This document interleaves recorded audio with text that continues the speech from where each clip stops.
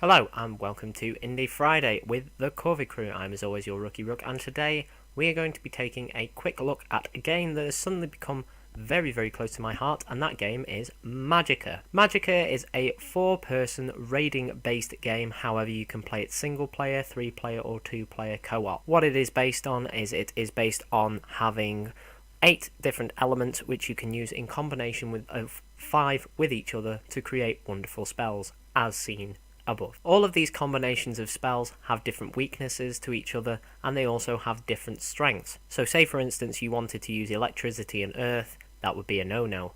However, if you were to combine water and fire, well, that's a totally different story, and I'll leave it to you guys to give it a go. Magicka has many different boss battles, and it has lots and lots of comedic value, including one character called Vlad, who we think was a vampire, but we were assured very quickly early on in the game that he wasn't a vampire. There are several different robes that you can choose from, including the Reddit robe, the space robe, and of course the traditional cyberpunk robe and the normal robe. Each of them have their own weaknesses and each of them have their own strengths, and it lends its hand very gratifyingly to the kinds of raiding parties that you would see on World of Warcraft. Magicka's enemies have different level up systems and include themselves elemental effects and elemental damages. Many of the enemies that you will come across are very shielded and very strong to your attacks. Although I haven't put this clip in, it does happen, and when it does happen, it does tend to break your party very quickly, because most of the time they have elemental shielding that you are weak against. So prepare yourself to die a lot.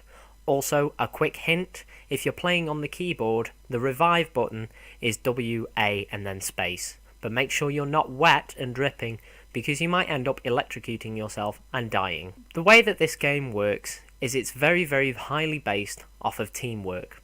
Now, when you're firing around arcane blasts, this can be very disorientating, and you can get very irritated with each other extremely quickly, as we found out quite a lot. Because Jay was dying quite often because Mike was killing him, and it was just one of those things. But it's okay, because everybody dies every now and again, but you do get checkpoints along the way which save your progress and allow you to continue forth. On the keyboard setup, the keys that are used are Q, W, E, R and A, S, D, F. These each correspond to, as I said before, several different elements that can be combined together. It's not your traditional WASD walking system, but instead is a point-and-click almost adventure game, which allows you to move around the environment with much greater ease with using the mouse. However, if you're not used to using the mouse in this way, you may struggle at first until you get used to it, but it is a lot of fun once you do get used to it. The basic spell casting is all done with the right mouse button. However, if you combine certain elements together, you can enchant your weapons, and you can also enchant yourself with powerful armors that reduce all damage to a mere 0. Remember guys though, lots of elements react together, and if you don't use the correct elements at the correct time with the correct systems in place, you will die a very hilarious death. Some spells you won't need to discover straight off and will be given to you. These spells include Confuse and your basic heal and revive spells. Confuse, well, does what it says, and it inverts all the controls of any enemy in the place, but it also affects players as well.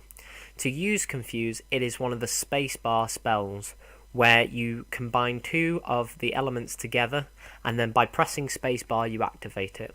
You will find tomes along the way, much like the one that I have just picked up now, and these tomes contain new spells which can help you move along and gain extra levels and more potency as the game continues. As you continue forward, you will find more and more tomes, and then all you need to do to access these spells instead of constantly pressing escape and putting yourself up to harm is your scroll wheel.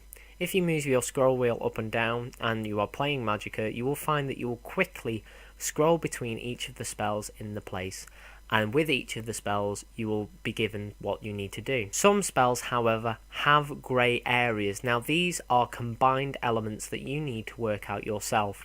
I won't tell you some of the combined elements or what it is to make them, because half of the fun of Magicka is actually learning it yourself. So go out there and get learning those spells, guys. As we see here, this is one of the pre-introduced spells, which is called Crash to Desktop. This is a personal favourite spell of mine because what it does is it provides the player with a quick and easy route to murder everything in the place. However, if there isn't an enemy close enough by you, you will yourself crash to desktop, and by crash to desktop I mean erase your character from all known history and have to rely on your douchebag friends to help you out. This often goes misread and you do often spend most of the match kind of spectating, but it's still pretty fun when you get back in anyway, because then you can totally annihilate their asses. As I said before, by combining several elements you will start to create more and more powerful spells. However, enemies, as I also said before, have a resistance to these spells, so you'll want to keep on with all of the elements and you'll want to work around and start working with all of the elements to see if you can find individual weaknesses for individual enemies.